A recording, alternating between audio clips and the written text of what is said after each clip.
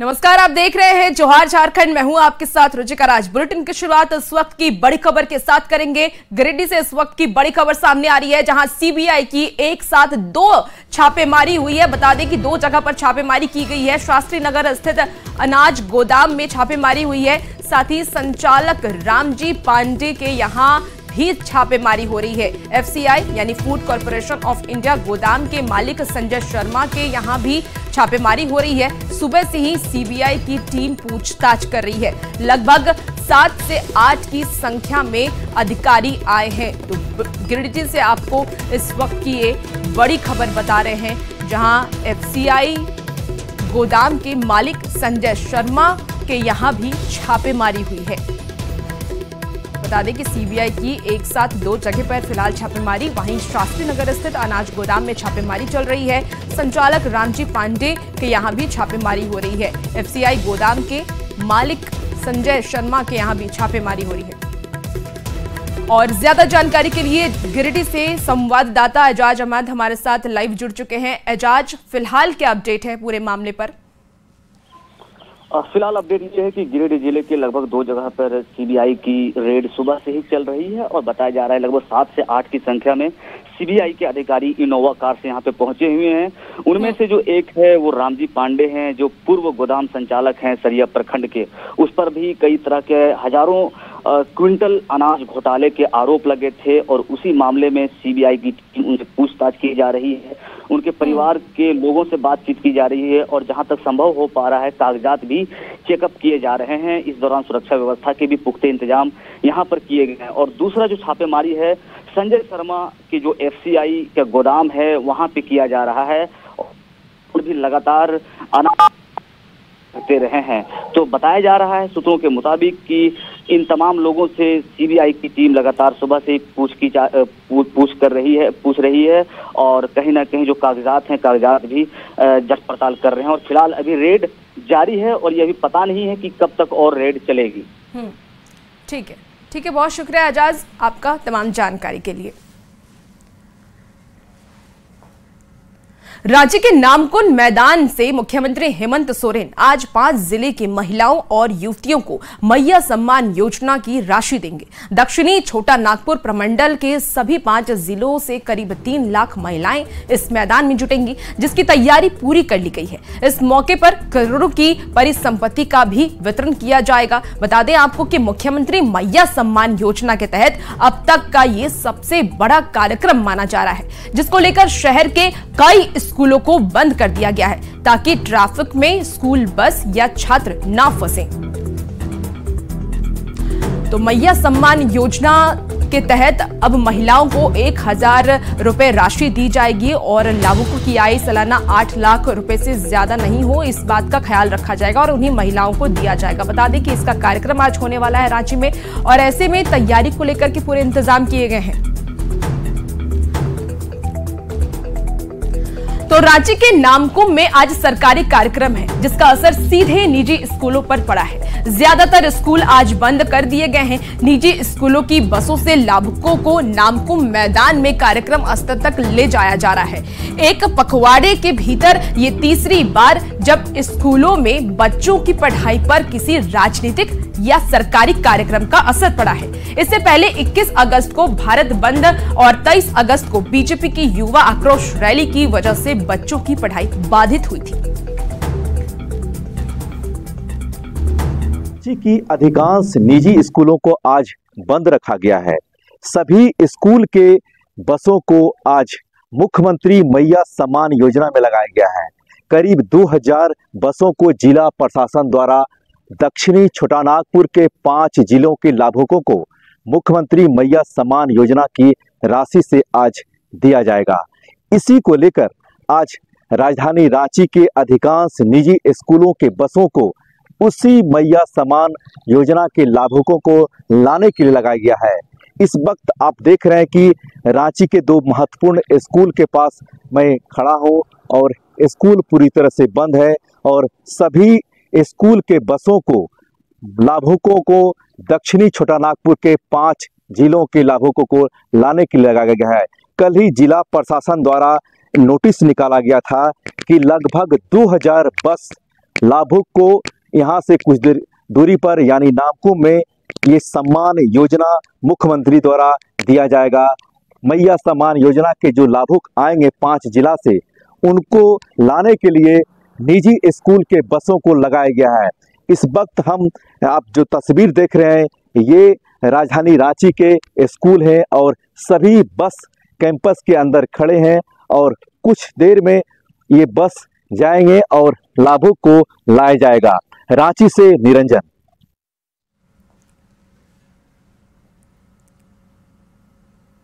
तो मुख्यमंत्री मैया सम्मान योजना के कार्यक्रम को लेकर शहर के ज्यादातर निजी स्कूलों को आज बंद कर दिया गया है। पिछले 15 दिन में यह तीसरी बार जब बच्चों की पढ़ाई पर किसी कार्यक्रम का असर पड़ा है। इसको लेकर बीजेपी विधायक सीपी सिंह ने सरकार पर निशाना साधा है। सीपी सिंह ने कहा कि पैसा भेजना तो सीधे महिलाओं के खाते में भेज देते, इसके लिए इतना तामझाम करने की क्या जरूरत थी। जो सरकारी स्कूल या प्राइवेट स्कूल है, जिनके बसों से छोटे छोटे बच्चे पढ़ने जाते हैं, अब स्कूल बंद करके मैया सम्मान योजना के लिए ले जाना, ये कहीं से उचित नहीं। आखिर इतनी भीड़ करने की जरूरत क्या है? आखिर जिस मैया को आप देने जा रहे हैं उसके खाते में आप डायरेक्ट कर भेज दीजिए। मुख्यमंत्री मैया सम्मान योजना पर सियासत जारी है। कांग्रेस प्रवक्ता राकेश सिन्हा ने योजना को लेकर बीजेपी पर बौखलाहट का आरोप लगाया है। उन्होंने बीजेपी पर योजना को बंद कराने की कोशिश का आरोप लगाया है। ये भारतीय जनता पार्टी है जो आपके मैया सम्मान योजना को बंद करना चाहती है और हम इसे जारी रखना चाहते हैं। तो ये राज्य की माताओं और बहनों को बताना भी तो होगा। स्वाभाविक तौर पे देखिए किस प्रकार भारतीय जनता पार्टी में बेचैनी और बौखलाहट है इस योजना को लेकर के। अभी तक 45 लाख माताओं का जो है निबंधन हो चुका है और तमाम लोगों के खाते में पैसा जा रहा है। तो हम तो पूरी प्रतिबद्धता के साथ काम कर रहे हैं।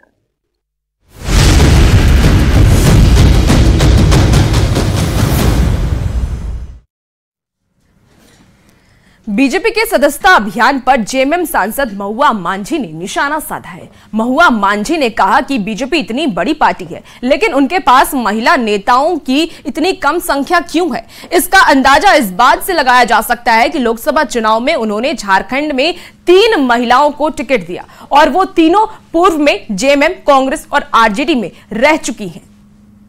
पूरे झारखंड में 3 में से एक महिला सीता सोरेन जी जेएमएम से उनको लाया गया, कांग्रेस से गीता कोड़ा जी को लाया गया और राजद से अन्नपूर्णा देवी जी को लाया गया। तो क्या इतनी बड़ी पार्टी है भाजपा, जहां सदस्यों की इतनी संख्या है, उनको झारखंड में अपने पार्टी से एक भी महिला नहीं मिली टिकट देने के लिए? तीनों कांग्रेस, राजद और जेएमएम की थी। तो इसलिए मैं कहती हूँ कि सिर्फ सदस्यता अभियान चलाने से नहीं होता है, कार्यकर्ताओं को अपने से जोड़े रखने के लिए उस तरह से आगे भी उनको साथ में लेके चलना होता है। झारखंड के पूर्व मुख्यमंत्री चंपाई सोरेन बीजेपी का दामन थामने के बाद कोल्हान के 14 विधानसभा सीट का दौरा कर रहे हैं। मंगलवार को उन्होंने पोटका विधानसभा में कार्यक्रम का आयोजन किया और जीत का दावा करते हुए कहा कि झारखंड में परिवर्तन की लहर है।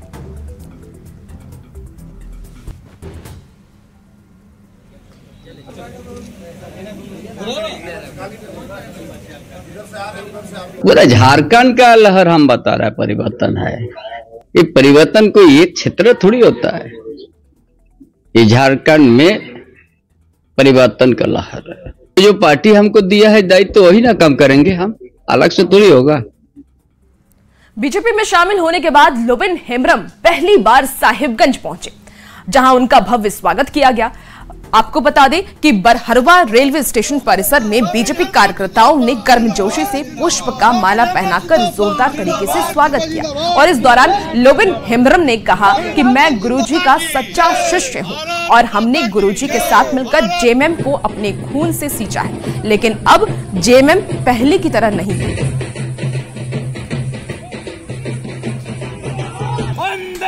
सभी लोग जान रहे हैं कि हम शुरू से झारखंड मुक्ति मोर्चा में थे, लेकिन आप देखिए वो शिव सुरेन वाला झारखंड मुक्ति मोर्चा नहीं है, इसे आप झारखंड चलने वाला नहीं है। इसलिए माननीय हमने प्रधानमंत्री भैया नरेंद्र मोदी का हमने दामन थामा।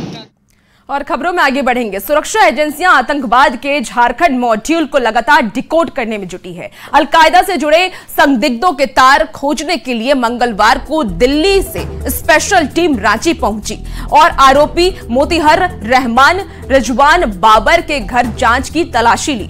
स्पेशल टीम ने मुफ्ती रहमतुल्लाह के घर की भी तलाशी ली है और इसके साथ ही आरोपियों के अन्य ठिकानों पर भी दबिश दी है। दिल्ली से आई स्पेशल टीम गिरफ्तार सभी आरोपियों के साथ उन्हें लेकर के अपने साथ लेकर गई थी। बता दें आपको कि आतंक के झारखंड मॉड्यूल के मास्टरमाइंड डॉक्टर इश्तियाक अहमद के इन सभी से तार जुड़े हुए हैं। इन सब की गिरफ्तारी पिछले दिनों एटीएस की टीम ने की थी। कांग्रेस के प्रदेश सचिव और बिल्डर ईश्वर आनंद से 1 करोड़ की रंगदारी मांगी गई है और रंगदारी नहीं देने पर जान से मारने की धमकी भी दी गई है। यह धमकी चर्चित गैंगस्टर अमन साहू गैंग के नाम पर व्हाट्सएप पर मैसेज कर मांगी गई है। अमन साहू गैंग के सदस्य मयंक सिंह के नाम से रंगदारी की मांग की गई है, जिसके खिलाफ कांग्रेस सचिव ने जगन्नाथपुर थाने में एफआईआर दर्ज कराई है। प्राथमिकी दर्ज होने के बाद पुलिस ने पूरे मामले की पड़ताल शुरू कर दी है।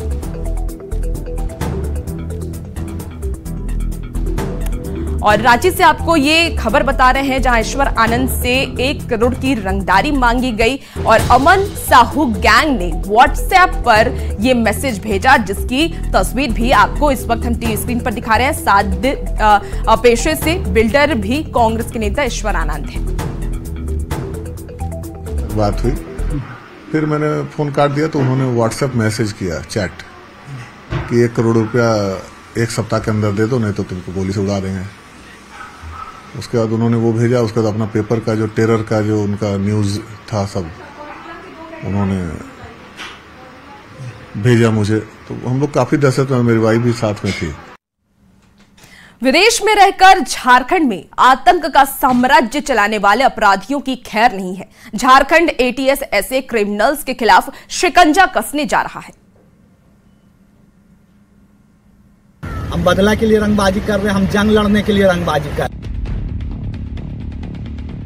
तुम्हारा मौत का फरमान इसके अंदर है।